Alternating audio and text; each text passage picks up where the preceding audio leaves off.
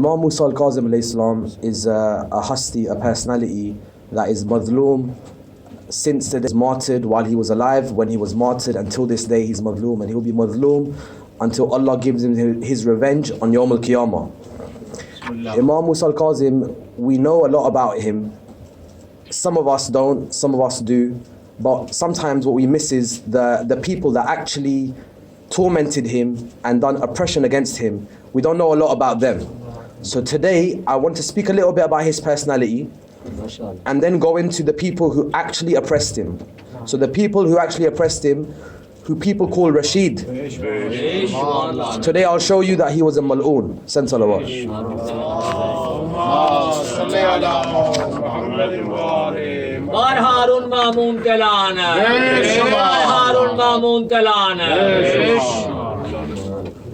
Ibn al-Jawzi, who's a famous Sunni Imam, mentions that the biography of Imam Musa Al Kadhim, he says he was born in Medina in the year 28, or some say 29. He had 40 sons and daughters. Subhanallah, 40 sons and daughters. He was a strict worshipper and a generous man. When he heard that a man is bad-mouthing him, he would send 1,000 dinar and he would go out to reconcile people. A slave gifted him asda, a mashed dates, it's a dish. So he bought his workplace and bought for him 1,000 dinar and then freed him and gifted him the workplace. Abbaside al-Khalifa al-Mahdi Mal'oon summoned him to Baghdad and banished him to Medina because of a dream he had. He mentions that in that dream that I heard Ishaq al-Mawsili said that Al-Fadl ibn Rabi said that his father told him that when Mahdi imprisoned Musa ibn Ja'far, Mahdi saw a dream. In the dream he saw Ali ibn Abi Talib alayhi salam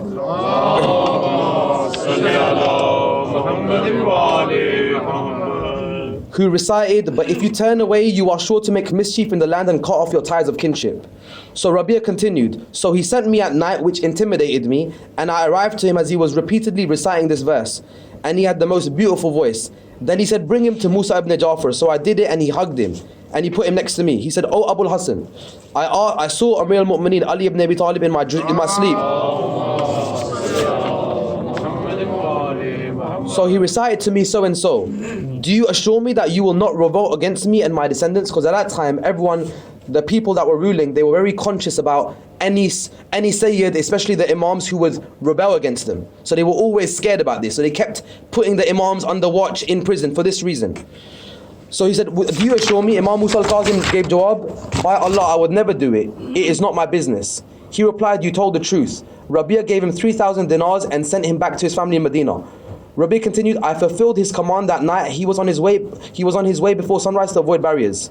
Then the author continues that when he remained in Medina until the days of Al Rashid, who we're here to talk about today, when Haroon went for Hajj and they met at the grave of the Prophet. Now this incident is pretty much the main incident that people mention of the reason that Haroon al-Mal'oon gave the order to put Imam Musa Al Kadhim in prison.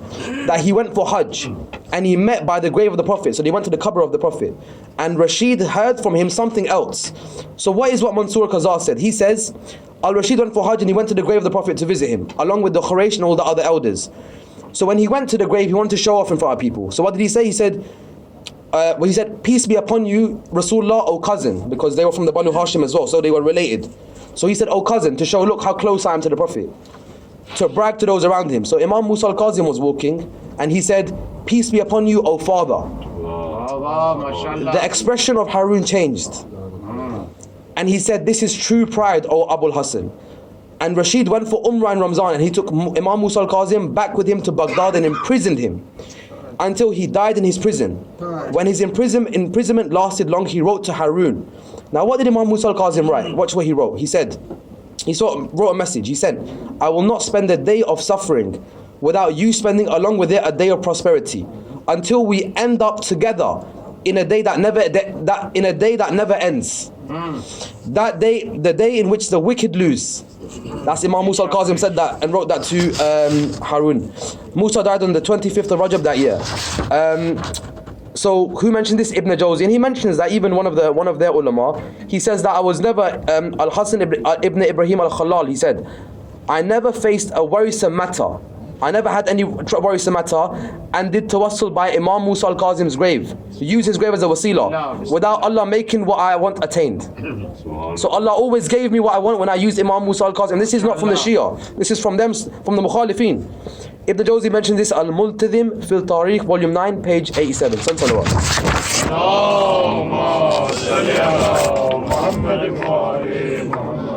6 groups of people are condemned. The Prophet talks about in a hadith. I'm going to talk about 2 hadiths, and then I'm going to break each one down, and I'm going to apply it to Imam Musa Al Kadhim and the people that were the enemies. Imam Hakim narrates that Allah and His Prophet have sent la'an. So Rasulullah says, Allah and His Prophet have sent la'an upon 6 groups of people. Number 1, people that reject destiny of Allah. People that add to the book of Allah. People that come on the throne of government by force and try to weaken people that Allah has bestowed them with respect and revere, that Allah has debased them. 4, people that have made the sanctuary of Allah halal. 5, people that have made my progeny's blood permissible to bleed, that was made impermissible to me. So basically have made my descendants' blood halal. And this number 6, people who reject my sunnah.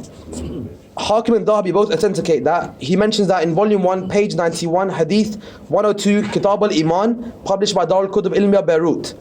Second hadith, Imam Hakim mentions, if a person worships between Rukn and Maqam of Ibrahim, the most afdal Maqam of Hajj, Rukn and Maqam of Ibrahim, and he prays and fasts, but he meets Allah in a state that he has bughz, hatred of Ahlul Bayt, then Allah will enter him to the hellfire. Hakim and Dhahabi authenticated it. Hakim authenticated it on the conditions of Bukhari Muslim. Dhahabi authenticated it only on the conditions of Muslim. Volume 3, page 161, hadith 4712, chapter of Sahaba, published by 𝗙𝗢𝗧𝗓𝗦𝗡𝗢𝗓𝗓, Beirut, Lebanon. 10 salawat.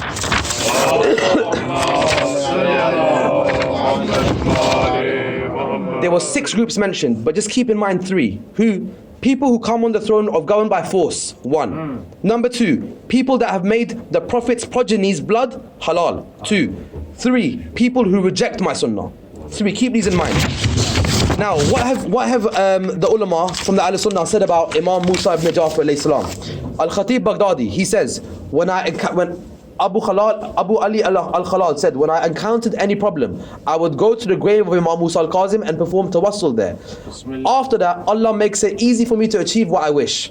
He mentioned that in his Tariq al-Baghdad, volume 1, page 133, published by 𝗙𝗢𝗧𝗓𝗦𝗡𝗢𝗓𝗓, Beirut, Lebanon.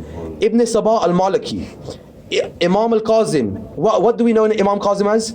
Bab al-Hawaj. True, we know him as this. Bab al-Hawaj meaning the door of needs. Imam Kazim is famous amongst the people of Iraq as Bab al-Hawaj. He mentions this.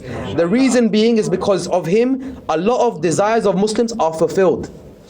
Their wishes come true and they achieve their goals.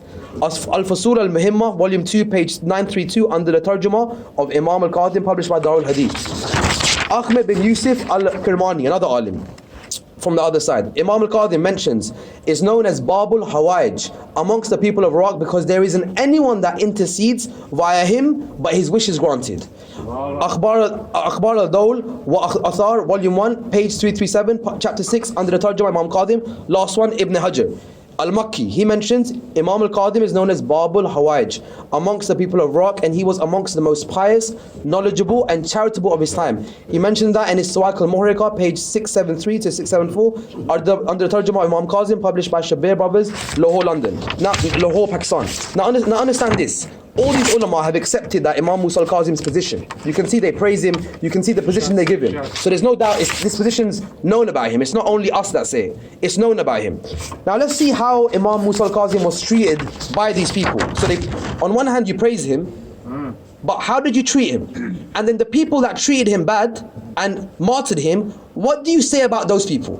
Do you praise them or do you curse them the way we? Because if you love someone, you can't just say I love someone but then praise the enemy as well. Let's see what you say about the opponents. So first of all, what did Haroon do? Ibn Taymiyyah mentions, Al-Nasibi, when Haroon performed his Umrah, he took Musa ibn Ja'far with him to Baghdad and imprisoned him till he died. He mentioned that in his Manhaj al-Sunnah, volume 4, page 55, the Tahqiq by Dr. Muhammad Rashad Salim. Dhahabi quotes Khatib al-Baghdadi under Tarjama of Imam Kazim, Haroon imprisoned Imam Kazim and he died while in it. 𝗧𝗨𝗥𝗡𝗦𝗢𝗡 volume 6, page 270, Tarjama 118, published by 𝗦𝗨𝗣𝗣𝗢𝗡𝗦, Beirut, Lebanon. And Khatib Baghdadi in Tarikh al-Baghdad. Musa, he mentions, Imam Dhahabi mentions his Al-Kashif. Imam Musa Al Kadhim, Abu Hatim termed him thiqa, and he died in the prison of Haroon Al Rashid. Al-Kashif, volume 2, page 303, Tarjuma 5688, published by 𝗙𝗢𝗟𝗟𝗢𝗪, Jeddah, Saudi Arabia. Abu al-Fida, Tariq, another historian, Musa Al Kadhim alayhi salam, died in the prison of Haroon Al Rashid. He was imprisoned under the patronage of Sindhi ibn Shahiq. Tariq al-Fida, volume 1, page 318, published by 𝗙𝗢𝗟𝗟𝗢𝗪, Beirut. Al-Zarqali, Haroon brought Imam Musa Al Kadhim from Medina to Basra, and he was imprisoned under the patronage of the governor of Basra, Isa ibn Ja'far, for a year, and he was transferred to Baghdad and he died in this prison. Al-Alim, volume 7, page 321, published by Dar al-Alam, Lebanon. Al-Dhahabi. Now, what does he say? What does he mention about? What does he mention about Haroon? Did Haroon reject the Sunnah or did he follow it? Send salawat.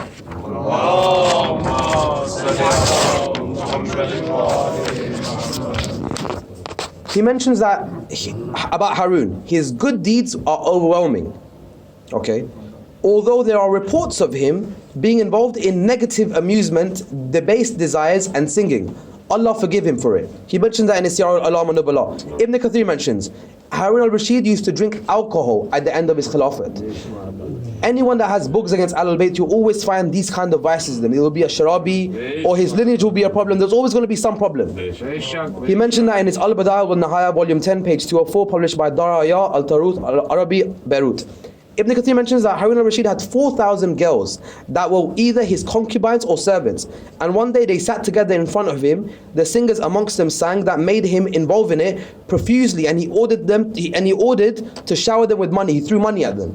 Al-Badā'i'u-wan-Nihāyah, volume 10, page 238 to 239, published by Dar Al-Taruth Al-Arabi, Beirut. So now we know what Haroon's character was in regards to his behaviors outside of when he was a king. Now let's see what the ulama have said about Haroon. Ibn Kathir, Haroon Al Rashid was amongst the best of people in character. He has been involved in a lot of battles and has performed lots of Hajj. Matlab, oppress the Ahlul Bayt, do Hajj and bas, chutti. That's everything's fine after that. Al-Badā'i'u-wan-Nihāyah, volume 10, page 232, published by Dawliya, Beirut, Lebanon. Safdi, what does he mention? Amir al-Mu'mineen al-Rashid, he was very brave, performed a lot of Hajj and battles. After 2 pages, page 133, he mentions Haroon Al Rashid was amongst the most distinguishable and best of the rulers of this world, and he used to pray 100 rakat prayers every day. He just mentions that he was around 4,000 women throwing money at them. What 1,000 rakat was he doing? He used to give charity of 1,000 dirhams every day from his belongings.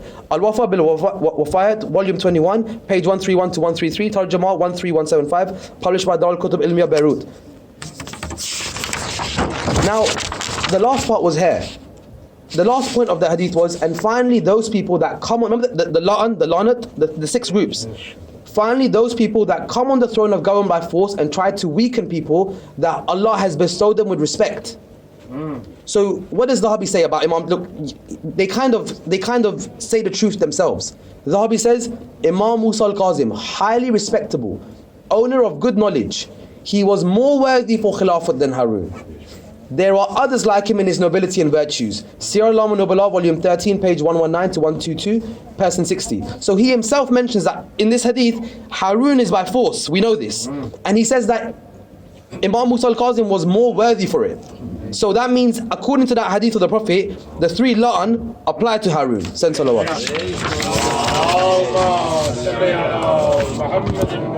And I'm going to do al-ikhtitam of this today. We're here today to remember al-Ḥawāij, Imam Musa Al Kadhim alayhi salam, and do his majlis and do his dhikr. I just want to share with you one event to show you that how in history those people who claim to love Imam Musa Al Kadhim, how did they honor his death? Ibn Kathir mentions, writes underneath the year of, because in his Tariq he mentions the years and he talks about what happened in that year.